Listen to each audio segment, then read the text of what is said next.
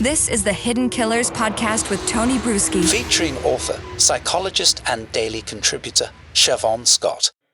Murder in the morning from the Hidden Killers podcast. I wonder what it'd be like to work for Rex Heuermann at the architectural firm that he had in New York City. Rex Heuermann, I of don't course. wonder that. I don't ever want to think of that. He's, of course, the man that's accused of being the Long Island serial killer. But a woman sat down with Channel 7 Eyewitness News in New York and answered those questions. And I think left more people with more questions about Rex Heuermann. Donna Sturman is her name.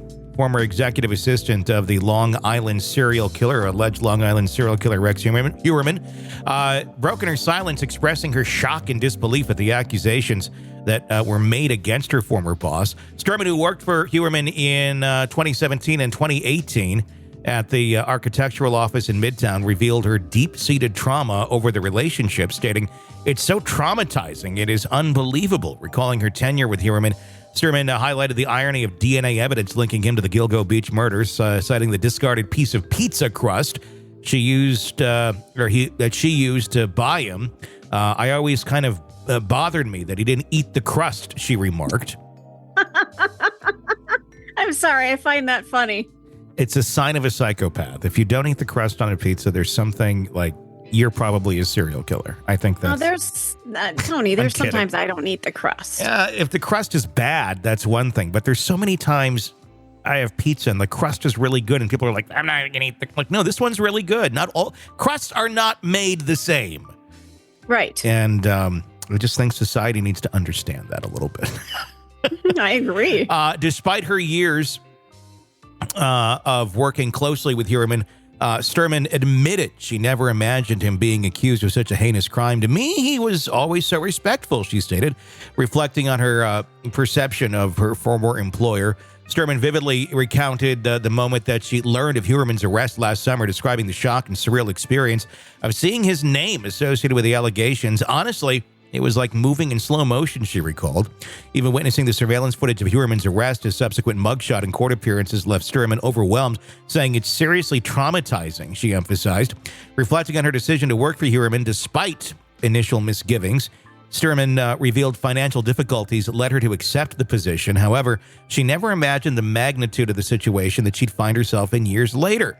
Sturman also shed light on her labor dispute with Heuermann, stating he never paid her overtime or vacation time, despite filing a complaint with the New York State Department of Labor and winning a judgment of $20,000 in lost wages. Heuermann has failed to pay her to this day.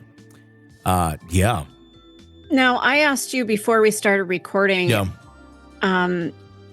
His wife has, somebody raised a shit ton of money for them. My question was, well, why can't they tap into that? Because they're not divorced. And now she's got this pot of gold sitting there. Why can't they tap into that? Because you brought up a good point. Because it is a business dispute and not a personal dispute. And likely that, any money would have to come from the business. It wouldn't be coming out of his personal funding at all. So it would have to be coming from that. So it can't really be taken out of any sort of personal funds. It doesn't even need to be taken out of personal funds. There's nothing that would require that to be done unless they get to she could end up filing another suit against the estate if that ever gets that way, if ASA's ever charged or anything like that, but who knows. But it, looking here, raised, as of August of last year, raised, $22,000 in the wake of everything that was going on. Where is it at today? Is it still around? I don't know. I thought go. I had heard 50,000, but I could be wrong. Maybe it's gone up since then. I don't even know. Anyway. So yeah, so that's how that would work out. But here's a thought I had. If they're needing to raise money, start selling your shit. And start selling your shit as this once belonged to Rex Heuermann. Mm-hmm. It's at $56,000. How nice. The way that people were excited about buying Alec Murdaugh's belongings, you could make probably 10 times what the objects are worth if you Easily did something like that.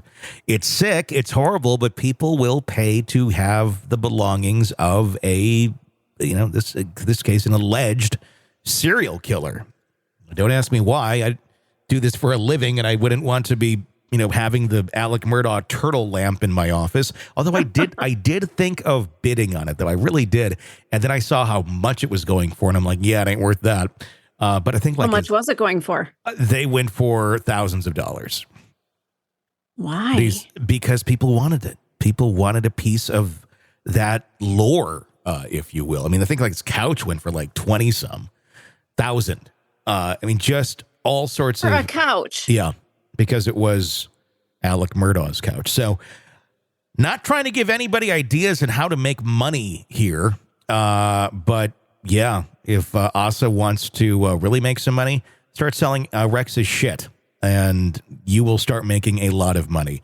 If you need it for a legal defense or to pay off suits that will likely come, that might be your best option. Although apparently she got that $1 million from the 50 Cent documentary, which we'll have yet to see. But yeah, there's money coming. I mean, I don't know why they couldn't put a lien even on the house. Because it's not business property. Oh, damn it. I keep trying. I'm sorry. It's like a total separate entity, totally separate thing. So that's how businesses protect themselves from being sued personally to go after your assets. It's because you can't do that. You would have to go after business assets, part of the company that you dealt with, not just the person that you dealt with. That's a whole different thing. It'd have to be a different type of interaction or crime that took place. If he did something that was outside of the business, then there was a lawsuit filed, then you could look at personal assets. But it was a business dispute of a paycheck or whatever it was. But yeah, you're right. But it's frustrating to me. This woman is owed that money, and she has the judgment. She should get the money. They could go knock on the door of Asa. Good luck with that. With a camera crew, your own camera crew, collecting from Rex. Start your own little documentary. You could probably, do that a little bit, and they put that shit on YouTube. You'll make $20,000 in no time. Want to listen ad-free? Want advanced access to all of our interviews before anyone else? Become a True Crime Today Premium Plus subscriber on Apple Podcasts. You get every episode commercial-free. So you can binge on true crime until you can binge no more. Search True Crime Today Premium Plus on Apple Podcasts now, or go to our podcast page and sign up now. More of the Hidden Killers podcast next. Sick of the ads? We are too. Start listening with no commercials now and get access to all of our episodes in advance of everyone else. Become a True Crime Today Premium Plus subscriber on Apple Podcasts. Search True Crime Today Premium Plus on Apple Podcasts, or go to our podcast page and sign up now. True Crime Today Premium Plus. Sign up now.